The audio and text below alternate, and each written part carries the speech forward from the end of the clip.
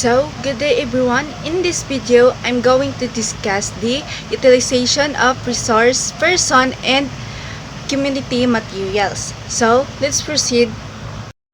This practice benefits students by exposing them to a diverse perspective, developing practical skills, and fostering connections between classroom learning and their everyday lives. So, pag sinabi natin diverse perspective, ini-encourage natin yung critical thinking, empathy, and a broader understanding of the world. While sa practical skills naman is nai-enhance natin yun, problem-solving abilities, creativity, and preparedness for future challenges. And also sa connection between classroom learning and everyday lives naman is we makes learning more meaningful, relevant, and memorable for our students. The utilization of resource persons and community materials refers to the strategic integration of resources into the learning process to provide real-world context, enhance students' engagement, and deepen understanding of various subjects. So, pag sinabi natin resource person, it is the individuals with specialized knowledge or skills relevant to the subject matter. At pag sinabi naman natin community materials, ito yung mga locally available resource such as artifacts, documents, or natural elements that can be used for learning. Sa real-world context naman is we can connect classroom learning to real-life situation and experiences. And now, let's proceed to the key benefits. First, we have the enriched learning. So, enriched learning resources person offers valuable expertise while community materials provide tangible real-world examples that makes learning more engaging and relevant. So, tulad nga ng sabi ko kanina, resource person, it is the experts or professionals with specialized knowledge or skills. At pag sinabi naman natin community materials, ito yung mga locally available resources, artifacts, or real-world examples. And second, we have the deeper understanding. Students can gain a more profound grasp of topics by interacting with expertise and using resources funds in their immediate environment. So, in deeper understanding, no, so for our student to gain more profound gaps, no, need nila makipag-interact with expertise so they can engage with the professional or individuals who have specialized knowledge and in a particular field. And in their immediate environment, we can connect learning to the students' everyday lives, making it relevant, engaging, and memorable. And the third one, we have the connection to the real world.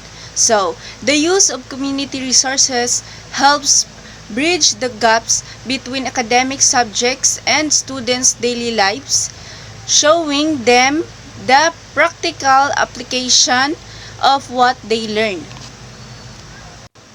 So, sabi nga, no, community resources helps bridge the gaps between academic subject and students' daily life, no. So, sa community resources, ito yung mga parks, museum, businesses, cultural centers. So, ang bridge gaps naman is we can connect our classroom learning to real-world application and experiences.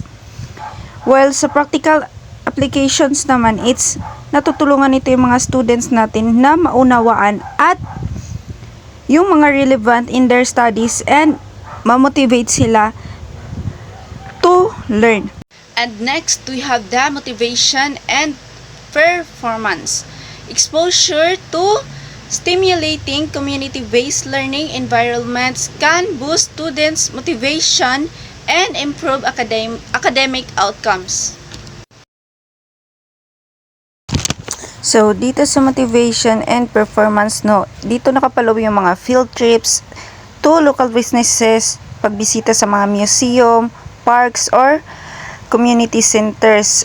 And also, we can invite here mga guest speakers from the country na bibisitahan natin. Or maybe we can engage in a community services projects. And for the last, we have the comprehensive development. Engaging with community resources contributes to student holistic development by nurturing their social, moral, intellectual, and physical growth.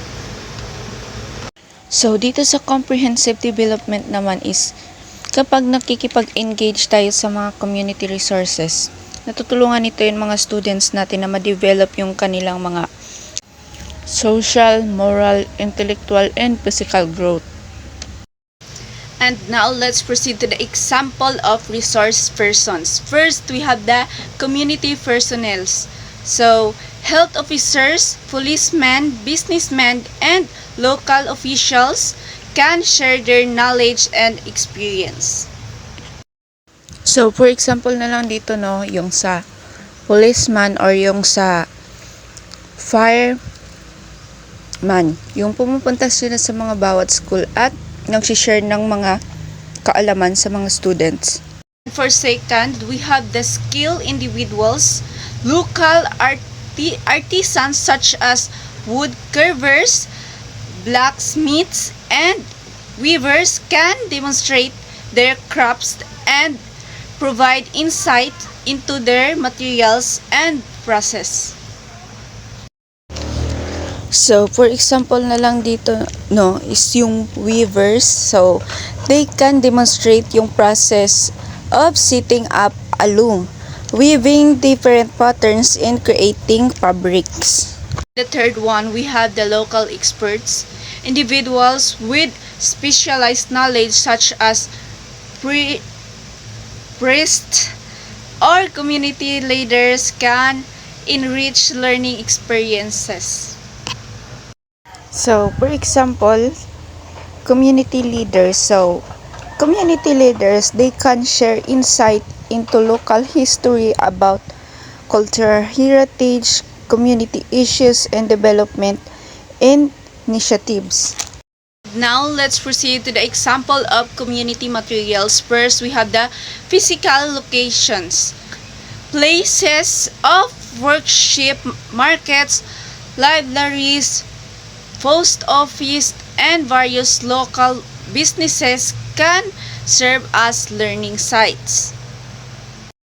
So, nabanggit din naman, no, na kahit saang lugar is pwede tayong matuto or pwede natin siyang gawing learning sites. For example na lang dyan is yung sa markets, libraries, post office, at ibang places pa.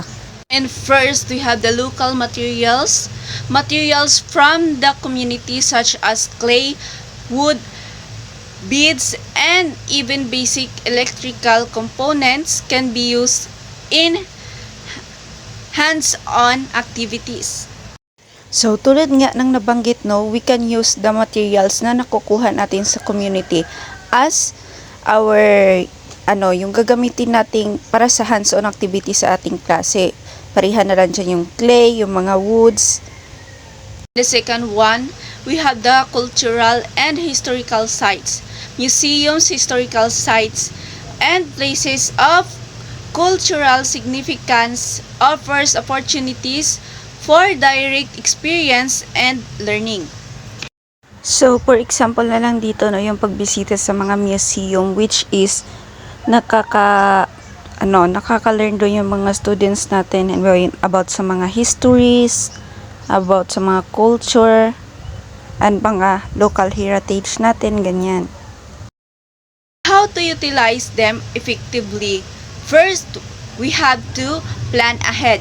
Teachers should contact resource person and plan for community site visit well in advance to ensure a smooth and productive experience.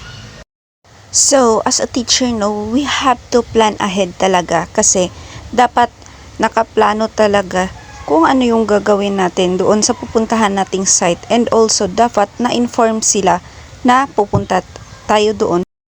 And second, we have to prepare our students. Students should be briefed and prepared for their interaction with resources persons and their visit to community sites to maximize learning.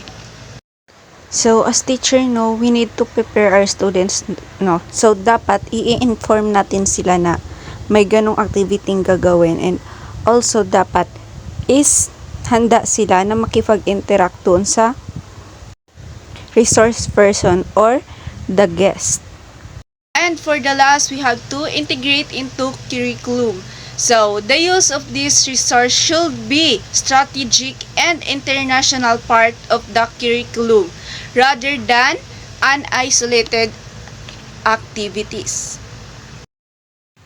So, we need to ensure that the use of resource is meaningful, relevant, and contributes to students' overall learning outcomes.